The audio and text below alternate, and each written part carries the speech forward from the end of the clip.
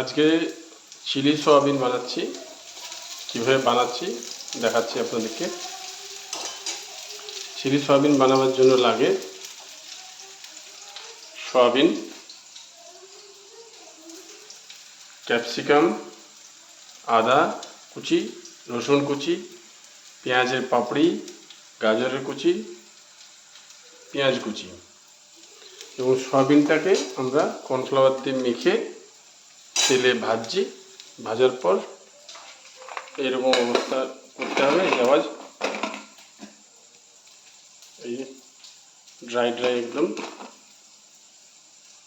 শক্ত মুচমুচে। এই যে আরেকটা ভাজছি, এটা এরকম কড়া করে ভেজে নেব। ভেজে তুলে নেব। এটা চাইনিজ আইটেমের রান্নাতে আপনার হিট বেশি লাগে। অলওয়েজ হিট বেশি দিতে হবে। কড়াইটা পাতলা হলে ভালো হয়, কিন্তু যেহেতু কড়াই আমার পাতলা নেই, আমি এটাতেই করছি।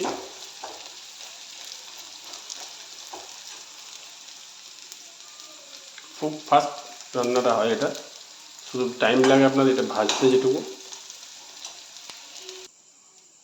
আমার ভাজা হয়ে গেছে, সবগুলো তুলে নিয়েছি। লাস্ট এটা তুলে নিচ্ছি।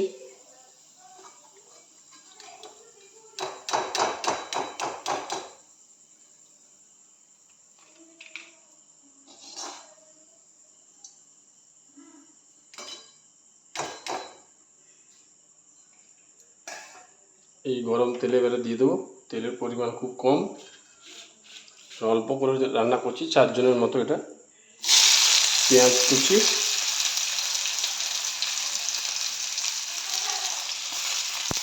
দিয়ে দিলাম। পেঁয়াজ কুচিটা হালকা করে ভেজে নেব। জাস্ট অল্প নেড়ে ছেড়ে, একটু নেড়ে ছেড়ে এর সাথে এই যে পেঁয়াজের গোটাগুলো আছে এগুলো ভেঙে নিতে হবে। কারণ চাইনিজ আইটেমে কোনোটাই ডিপ ফ্রাই হয় না, খুব বেশি ফ্রাই করা চলে না। এর সাথেই দিয়ে দেবো সবার সাথে আমরা ক্যাপসিকাম,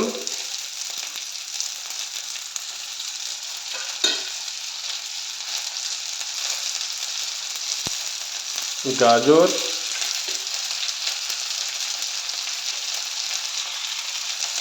ও আদা ও রসুনটাও।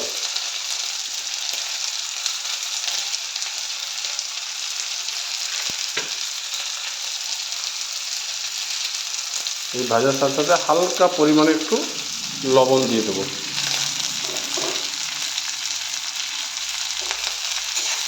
কারণ আমার ভিনিগারে লবণ আছে, সয়া সসও লবণ থাকে। অল্প অল্প লবণ দিয়ে দেবো, ব্যাস। এরপর এটাকে হালকা ফ্রাই হবে।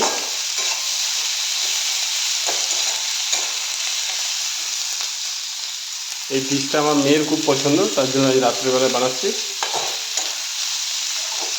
একবার আমার প্রসেসে বানিয়ে খেয়ে দেখুন, 100% ভালো লাগবে। হালকা একটু ফ্রাই হবে, ফ্রাইটা হওয়ার পর দেখাচ্ছি।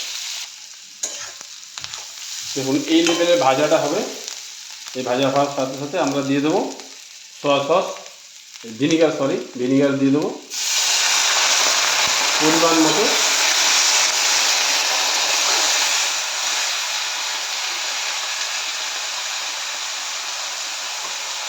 এরপর দেবো সয়া সস,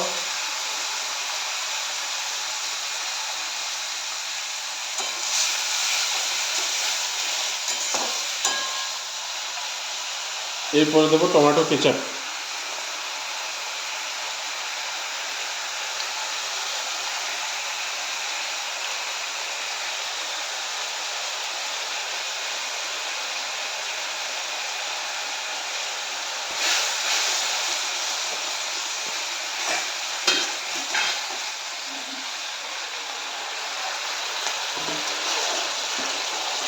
এইটা হবে।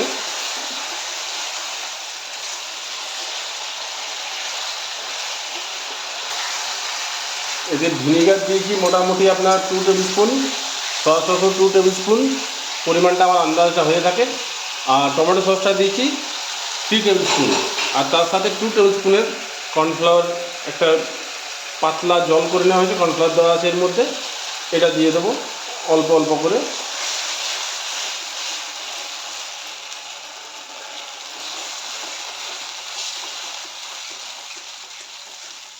এটা অল্প অল্প করে দেবেন, কারণ শর্ট করে দিয়ে দিলে ঠান্ডা হয়ে যাবে।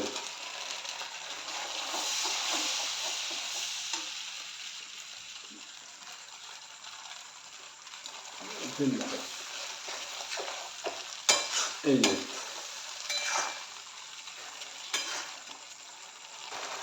যারা অল্প ড্রাই খেতে চান, চিলি চিকেন বা চিলি সয়াবিন, তারা এর সাথে সয়াবিনটা দিয়ে তার আগে এই পেঁয়াজের পাপড়িগুলো দিয়ে দিয়ে নামিয়ে নিতে পারেন। এর সাথে সয়াবিনটা দিয়ে নামিয়ে নিতে পারেন, কিন্তু আমাদের একটু জুসি চাই, তার জন্য পরিমাণ মতো আর একটু জল দিচ্ছি।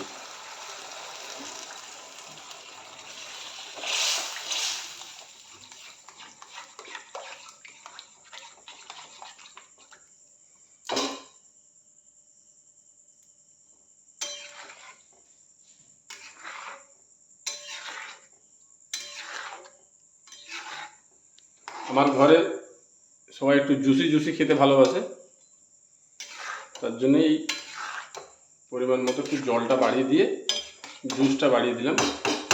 যদি খুব মাখা মাখা খেতে চান তাহলে ওই কন্ডিশনে না সয়াবিনটা এবং পাপড়িটা দিয়ে আস্তে ধিমে আছে একটু ফুটিয়ে নিয়ে তারপরে নামিয়ে নিয়ে অল্প একটু জল দিয়ে তারপরে ফুটিয়ে নামিয়ে নেব। যদি জুস বেশি খেতে চান তাহলে এই কন্ডিশনে দিন, অল্প জল পরিমাণ মতো। যদি কারো ভুলবশত বেশি জল দেওয়া হয়ে যায়, রাস্তা একটা আছে, অল্প আর একটু কর্নফ্লাওয়ার গুলে দিয়ে দিতে পারেন, তাহলে জুসের থিকনেসটা বেড়ে যাবে। কর্নফ্লাওয়ার দেওয়ার কারণ হচ্ছে জুসের থিকনেসটাকে বাড়ানো, অন্য কোনো কিছু কর্নফ্লাওয়ারের কাজ নেই। এরকম যখন ফোটা শুরু হবে, যারা একটু জুসি খাবেন যেমন আমরা খাচ্ছি, এই সময় আমরা সয়াবিনটাও দিয়ে দেবো, যাতে সয়াবিনের ভিতরে জুসটা টানে। যদি চিকেন খেতে চান তাহলে ওই সময় চিকেনটা দিতে হবে। যদি সয়াবিন খেতে চান তাহলে ওই সময় যেমন সয়াবিনটা আমি দিলাম, ওই সময় সয়াবিনটা।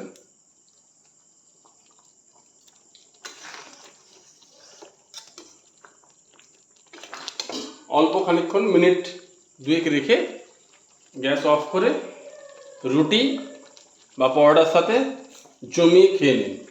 বানিয়ে খেয়ে কমেন্টস অতি অবশ্যই জানাবেন। আমার চ্যানেলটি সাবস্ক্রাইব করবেন এবং শেয়ার করবেন।